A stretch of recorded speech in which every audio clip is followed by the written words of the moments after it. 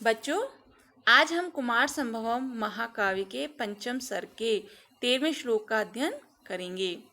इस श्लोक में पार्वती के सभी स्वाभाविक विलासों पर विराम हो गया, इसी का वर्णन किया गया है। श्लोक देखिए।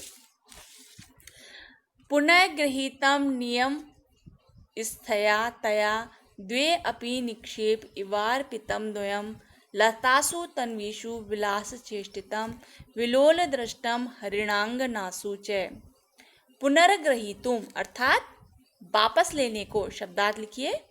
पुनः ग्रहीतम वापस लेने को, नियम स्थया व्रत में स्थित, वापस लेने को व्रत में स्थित, तया उसने, वो जो पार्वती थी वो व्रत में स्थित थी, और वापस लेने के लिए द्वे अपि दोनों को भी, निक्षेप इवार्पित द्वयम दोनों को ही मानो धरोहर रख दिया।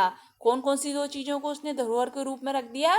एक तो लतासी तन्वीषु विलास चेष्टितम, लताओं में कोमल विलास सविलास चेष्टाओं को उसने लताओं में रख दिया, और विलोल दृष्टम हरिणांगनासु, और चंचल दृष्टि जो कि बहुत ही चंचल थी वो हरिणियों में उसने रख दिया। एक तो लताओं में उसने विलास चेष्टाओं को रख दिया, हिरणियों में चंचल दृष्टि को रख दिया। क्यों?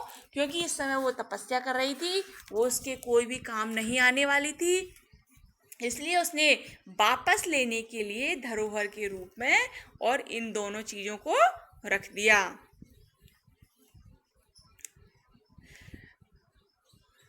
अन्वय से देखिए अर्थ।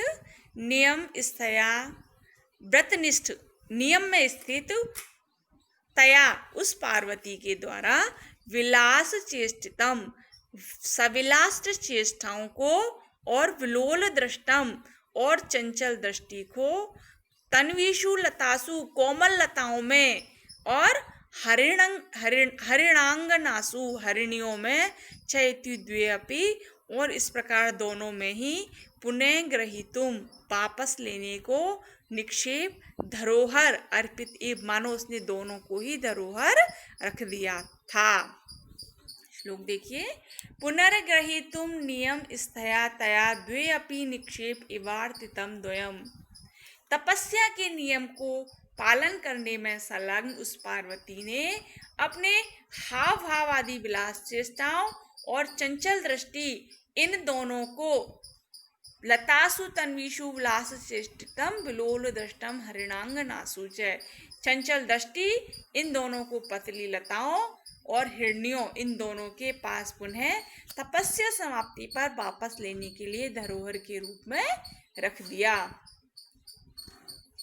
जिस प्रकार कोई व्यक्ति अपने धन को किसी दूसरे के पास अमानत के रूप में रख दिया करता है और समय पड़ने पर पुनः उसे वापस ले लिया करता है, उसी प्रकार पार्वती ने भी अपने हाव भाव आदि विलासों को सुकोमल लताओं के समीप तथा चंचल दृष्टि को हिरनियों के समीप तपस्या समाप्ति के पश्चात पुनः वापस लेने के लिए अमानत के रूप में रख दिया।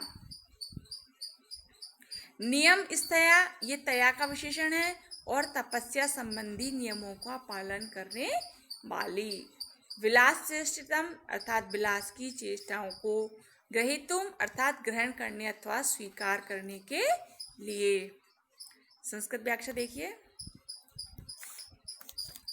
नियम स्थया व्रतया तपोव्रत नियम बत्या तया पार्वत्या विलास चेष्टितम विभ्रम चेष्टितम